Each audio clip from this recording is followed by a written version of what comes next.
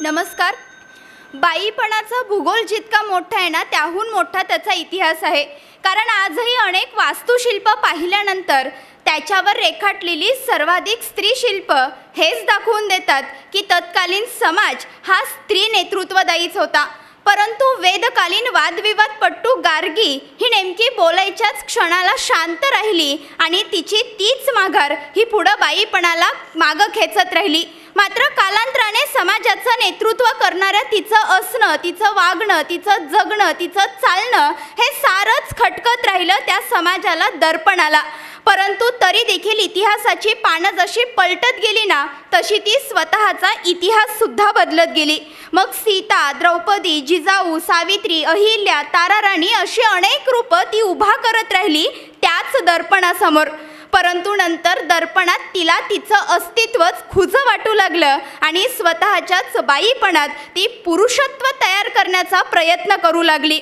परंतु बाईपणाचा हा अखंड प्रवासानं प्रभावित झाल्यानंतर जिच्या हाती पाळण्याची दोरी ती जगाते उद्धारी असं मांडणाऱ्या कित्येक नजरा तिच्यात जाणवणाऱ्या त्याच पुरुषत्वाला नकार देत, विरोध करत जणू कवी अनंत राऊत यांच्याच कवितेच्या ओळी म्हणू लागलं की माफ कर बाई, पण मी तुझ्यात पुरुष शोधत नाही. नेमका हाच विषय गुण आपल्यासमोर उभी आहे. नमस्कार, मी स्पर्धक कोड क्रमांक 63 आज आपल्यासमोर विषय मांडतीये, माफ कर बाई, मी तुझ्यात पुरुष शोधत नाही. मुळात माफ कर बाई, पण तुझ्यात पुरुष शोधत नाही असं म्हणत असताना बाईलाच बाईपणाचा कंटाळा आलाय याची जाणीव होते आणि त्याची कारणं सुद्धा तितकीच ठोस आहेत. कारण रूढी, परंपरा, मर्यादा, बंधनं यामुळं बाईला बाईपण नकोसही वाटत असेल. तिच्यावर सातत्याने होणाऱ्या अन्याय अत्याचारामुळं तिला तिच्या सौंदर्याचा, तिला तिच्या बाईपणाचा तिरस्कारही वाटत असेल आणि म्हणून असुरक्षित असणाऱ्या या बाईपणात सुरक्षित असणारं पुरुषपण निर्माण करण्याचा ती भाबडा प्रयत्नही करत असेल. परंतु काळ कितीही पुढं गेला ना, पुरुषत्वाची कितीही लेबलं आपण लावत गेलो ना, तरीसुद्धा बाईपण हे कधीच झाकोळलं जात नाही. कारण आजही दर महिन्याला तिला मासिक पाळी येतेच. बाळणपणाच्या कळा या त्याला नाही तर तिलाच सहन कराव्या लागतात.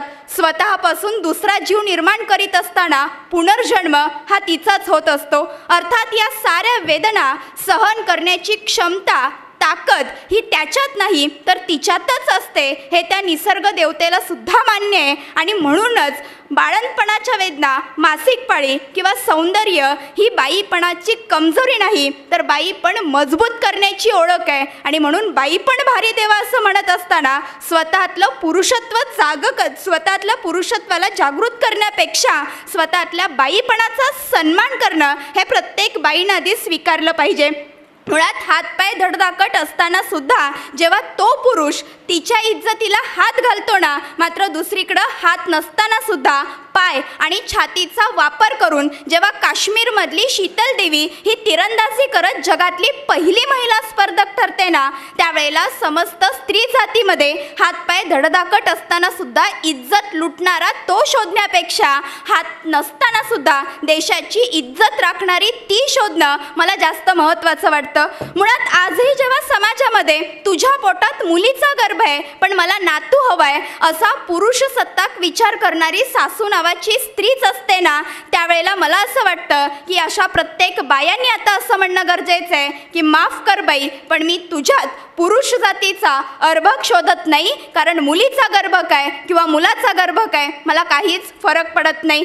ज्या वेळेला अगदी स्थानिक पातळीवर महिलांना राजकीय आरक्षण देण्यात आलं ना, तरी सुद्धा महिलांच्या पदराआड जेव्हा पुरुषच राजकीय कारभार करायला लागले ना, त्यावेळेला ते महिला आरक्षण सुद्धा किंबहुना संविधान सुद्धा म्हणत असावं की माफ कर बाई, पण तुझ्या आरक्षणात मी पुरुष शोधत नाही. मुळात माफ कर बाई, पण मी तुझ्यात पुरुष शोधत नाही असं म्हणत असताना मी पुरुषपणाला कमी बिलकुल लेखणार नाही.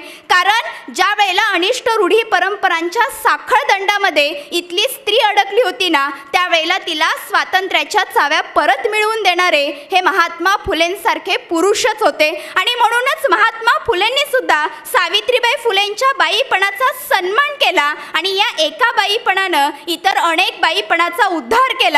म्हणून पुरुषांचं पुरुषपण आणि बाईचं बाईपण हे त्या त्या ठिकाणी श्रेष्ठच असतं.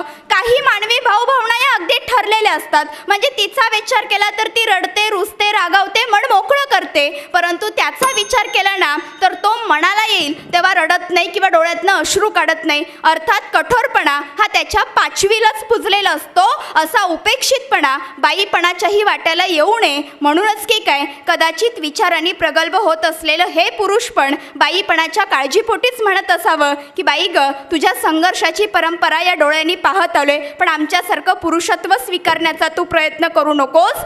माफ कर बाई, पण मी तुझ्यात माझ्यासारखा पुरुष शोधत नाही.